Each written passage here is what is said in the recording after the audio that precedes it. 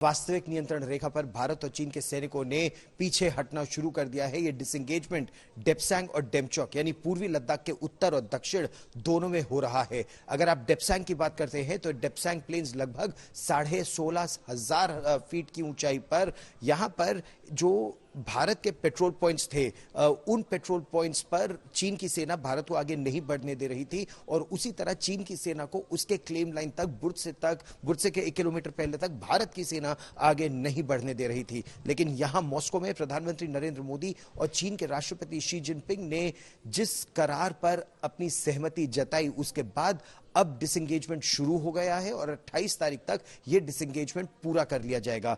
पूर्वी लद्दाख के उत्तर में डेप्सांग में और पूर्वी लद्दाख के दक्षिणी भाग में यह डेमचोक पर हो रहा है, जहां चारदिंग नाले के एक पार अब भारत की सेना धीरे धीरे पीछे हट रही है और दूसरी तरफ चीन की सेना नाले के अपनी पूर्व की छोर पर जा रही है और अपने टेंटों को, अपनी बख्तरबंद गाड़ियों को धीरे धीरे वहां से हटाया जा रहा है। इस पर म्यूचुअल वेरिफिकेशन भी होगा, यानी भारत की सेना यह सर्टिफाई करेगी कि चीन की सेना पीछे हटी है और चीन की सेना अब इस पर सर्टिफाई करेगी कि भारत की सेना पीछे हटी है। ये जो नया करार हुआ है, ये केवल डेप्सांग और डेमचोक तक सीमित है। जिन पुराने इलाकों में बफर जोन था, वो बफर जोन अभी भी उसी तरह से चलता रहेगा। इस पर रक्षा मंत्री राजनाथ सिंह ने सहमति जताते हुए कहा कि यह भारत की कूटनीतिक और जो मिलिट्री नेगोशिएटर्स हैं, उनके निरंतर पिछले 4.5-5 वर्षों तक इस मुद्दे पर काम करने का नतीजा है कि अब दोनों ही सेनाएं पीछे हट रही हैं, शांति बहाली की ओर कदम आगे बढ़ा रहे हैं। India and China have been involved in talks both at diplomatic and military levels to resolve their differences in certain areas along the LAC. Pursuant to the talks, broad consensus has been achieved to restore ground situation based on the principles of equal and mutual security.